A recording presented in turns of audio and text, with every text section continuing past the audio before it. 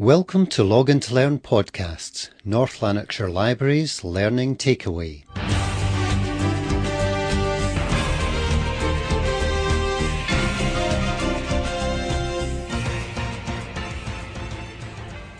This series of podcasts will help you to revise for Module 1 of your ECDL course, the European Computer Driving Licence. And don't forget, if at any time you want to know more, you can always visit our website at www.logintolearn.com.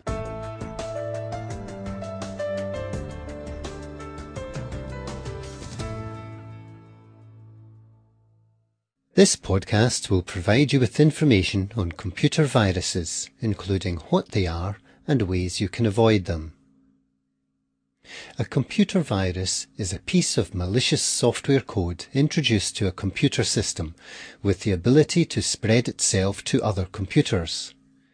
This should not be confused with the term bug, which describes an error or fault in a piece of software code. The extent of the harm caused by viruses varies enormously. In many cases, the contamination remains unnoticed in its host file until a specific event triggers off its action. Viruses can cause many levels of harm to a computer system. The least harmful might cause slightly odd things to happen to a file. For example, if a user typed text into a word process document on an infected computer, certain letters or words might appear on screen in an unexpected text form. Another manifestation of a relatively harmless virus could be the refusal of an application software to save files to any area other than a specific folder on the hard disk drive, rather than the desired folder on a disk in the floppy drive. The action that a virus carries out when activated is known as the payload.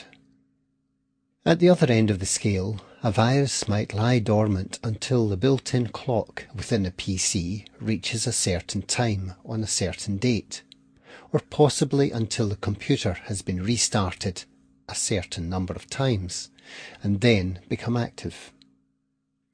This type of virus is variously known as a time bomb or logic bomb. It could then destroy the entire file structure as laid down on the hard disk drive and render the drive completely useless. If this type of virus infected a network, the effect could be catastrophic. Macroviruses are those that are added to executable files within an application. The most common of these can occur within the template files in Microsoft Word and Excel. This is why a user is sometimes given the option of opening such a file with macros disabled. If the macro facility can't run, neither can any virus that might be within it.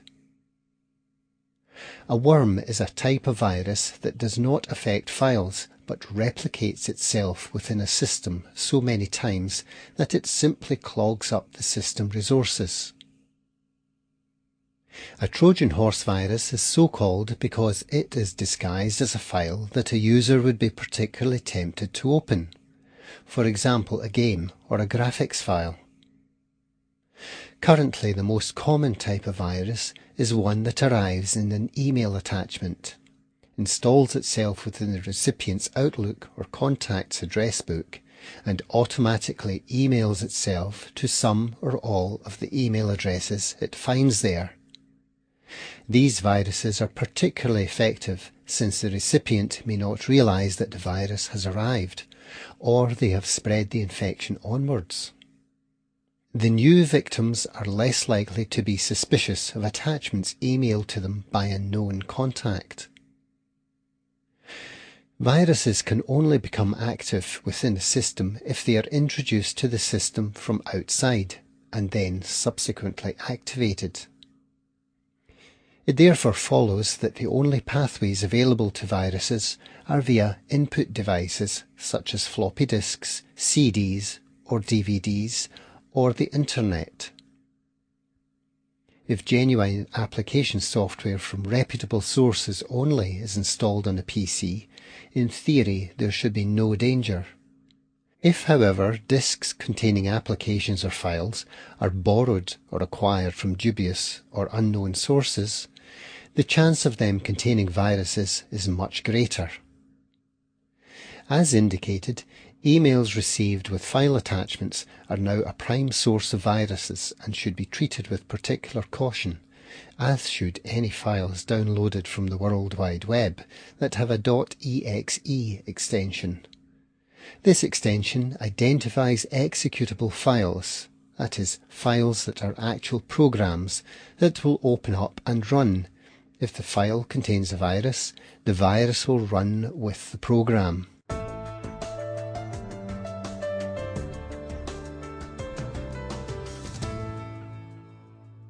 Antivirus measures. Taking certain basic safety precautions will reduce the chances of infection. Install reliable antivirus software and update it regularly. Use the software to carry out regular scans of the entire system. Use the software to scan any removable disk that is placed in a drive on the system before installing or opening any files from it. Be conscious about the source of any software you use.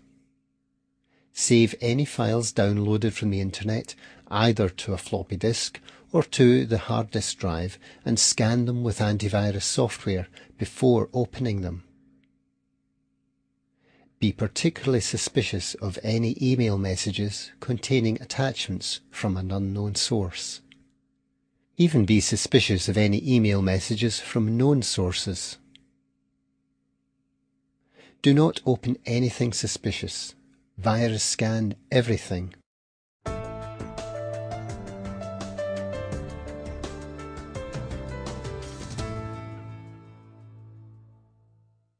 Antivirus software. Every computer system in use should have an antivirus program installed. It is important to be aware of the limitations of antivirus software. Virus writers modify existing viruses and create new examples almost every day. This means that the writers of antivirus software must modify their own software on almost a daily basis in order to maintain the effectiveness of their products. Once a user has installed an antivirus program, it should be updated immediately, since it will have been sitting in stock for a number of weeks. Updating is typically done via the internet. The software will have some type of interface that will allow the user to specify how and when updating takes place. At the specified time, the software will access the internet, check for current update files, download them if appropriate, and automatically install the new data files. This procedure should be carried out on at least a weekly basis to ensure that effective antivirus protection is maintained. An antivirus program purchased and installed 18 months previously and never updated is virtually useless. Once an antivirus program has been installed, configured and updated, it must be used conscientiously. That is, used regularly to scan the entire contents of the computer and set up to automatically scan any incoming emails and internet downloads. If an antivirus program detects the presence of a virus during a scan, one of two courses of action should be followed. The file containing the virus should be disinfected. This means that the elements of malicious programming within the file are identified and deleted, leaving the file in its original harmless state. An effective antivirus program will give the user